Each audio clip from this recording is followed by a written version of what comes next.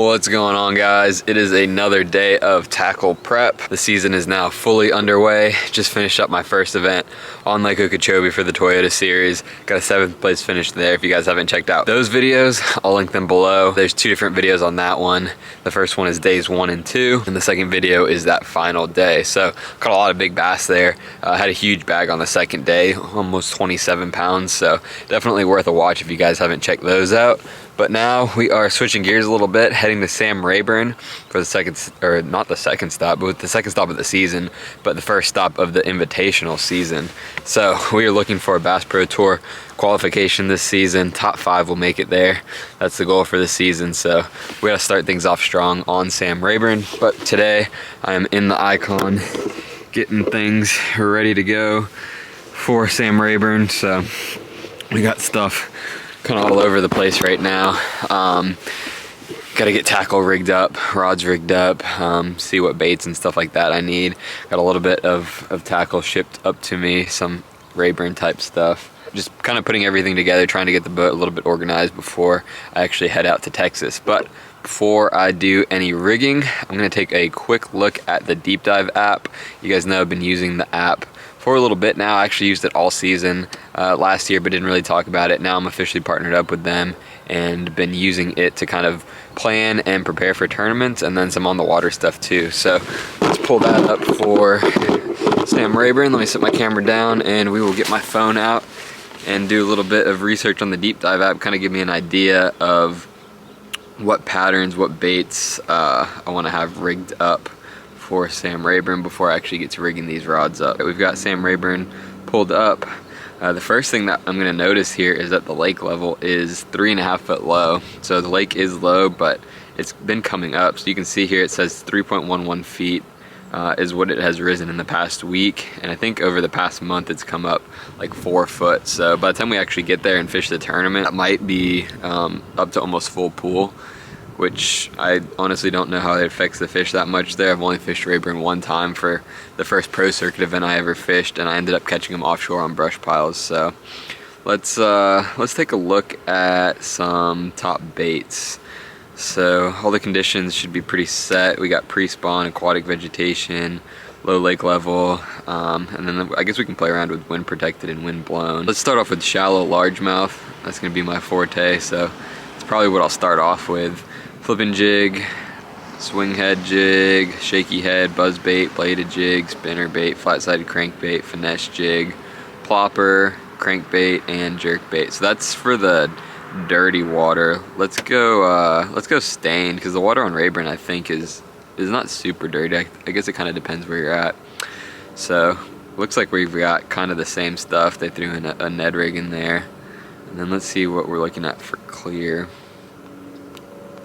Okay, so it looks like the baits are pretty consistent. Swing head, shaky head, flipping jig, Ned rig, finesse jig, some type of top water, flat-sided crankbait, and a bladed jig. So that's all going to be for our shallow water stuff. Let's see what it recommends for offshore. And let's just do stained, because I think that's going to be a pretty good basis for the whole lake.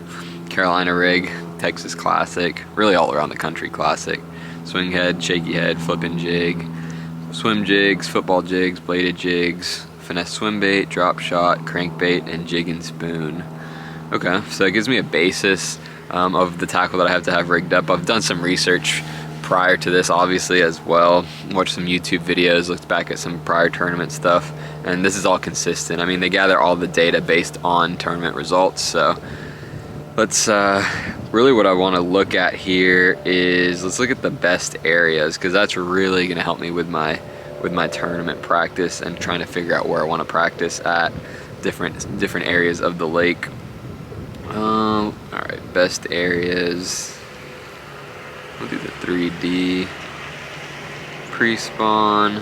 Okay, so lower end in the first half of the creeks, and then it's got a bunch of different creeks highlighted to where the fish should be. So it looks like the pattern is probably going to be those fish are starting to chase that shad back into the creeks. They're not quite ready to spawn yet. It's still winter. It's still kind of cold in Texas, but they're probably starting to make that transition. And then, let's see. So there was a tournament patterns. Let's take a look at that. Okay, so these are the creeks that it kind of had highlighted for us earlier. And let's see. let's go with this one. This is actually around where I fished the last time I was on Rayburn. So it gives us what to look for, so that's really cool.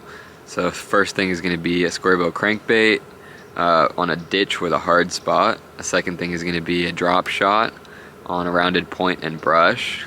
Then we've got a finesse swim bait on an offshore flat with brush.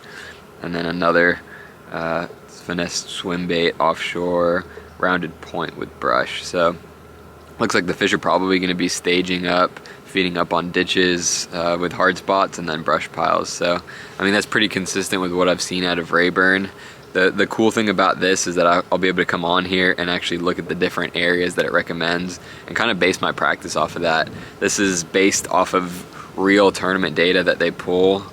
They've got people watching live coverage from past events, looking at past data. So this is all really good stuff, and it's accurate to where people have actually been catching fish. So definitely going to be using this to my advantage this season. Box in a little tackle warehouse order that I got. Pick up a couple baits, mostly for Demiki and hover rigging. A little bit of braid.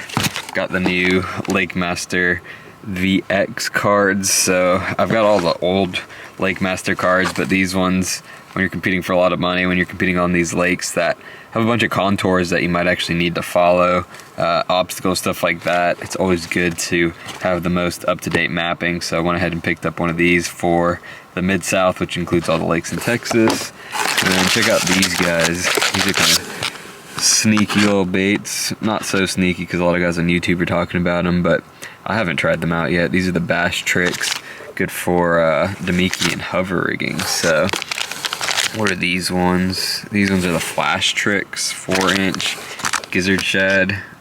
That's a nice realistic presentation. Is this a 4-inch too? Yeah. And then check out these guys. These ones look really good. I like these. I think I'm gonna rig one of these up. This is Live Tricks 3-inch. So I think I'm gonna rig.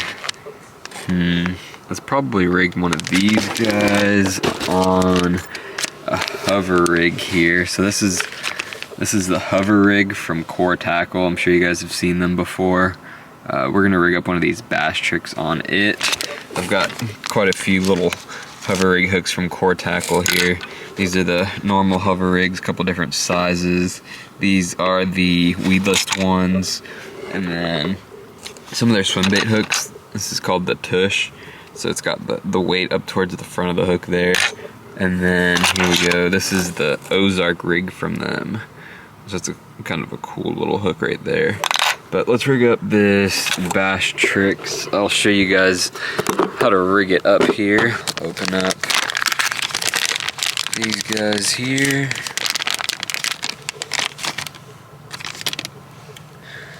Alright, so we've got our hover rig hook right here. We've got that little I don't even know what you would call it, just like a little minnow bait, I guess.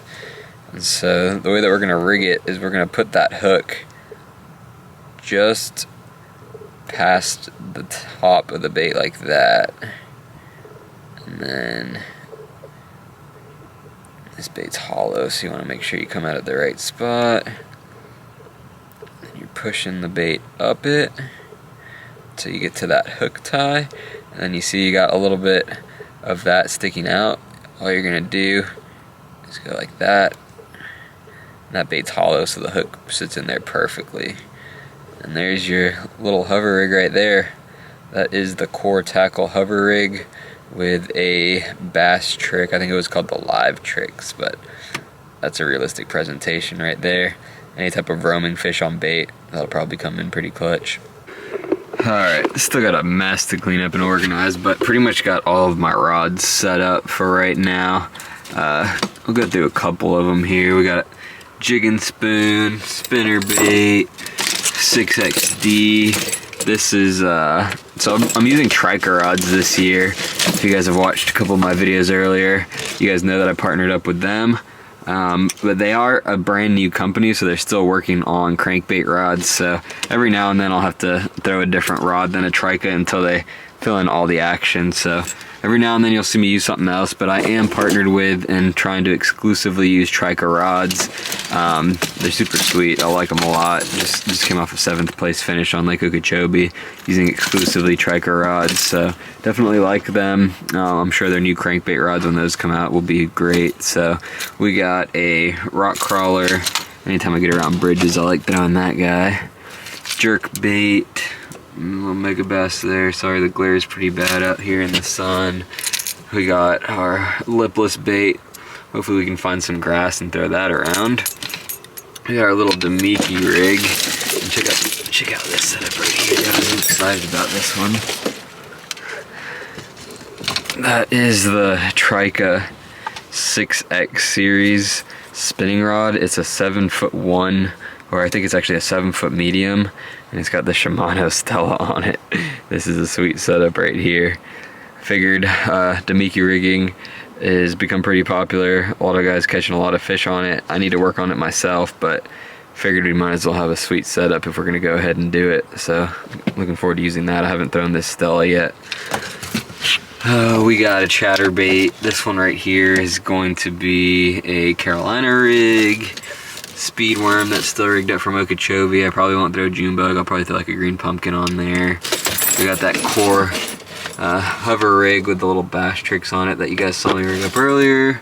We got a wacky rig, and then we got a drop shot. So I'm trying to think if there's anything else that I might need, but I think for now that's gonna just about do it. I've got a bunch of other rods in the rod locker, just kind of as I get on the water, if I get any ideas to rig stuff up. But Sam Rayburn, I mean, you pretty much have your basics there. My fishing style, I pretty much have my basic techniques that I like to do. So that's what we're gonna roll with for Sam Rayburn as far as the first day of practice. And then we'll kind of get out on the water, see how things are setting up, and see what kind of adjustments I need to make. But that's it for right now, guys. I appreciate you tuning into this video. We didn't do a whole lot today, but just kind of figured I'd show you a little bit how I prepare for these tournaments.